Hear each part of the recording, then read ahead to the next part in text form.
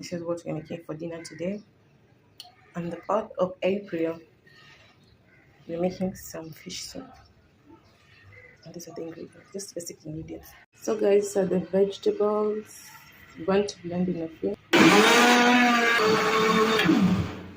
I'm using these spices. This is the only thing I'm going to add on this label. This is the puree.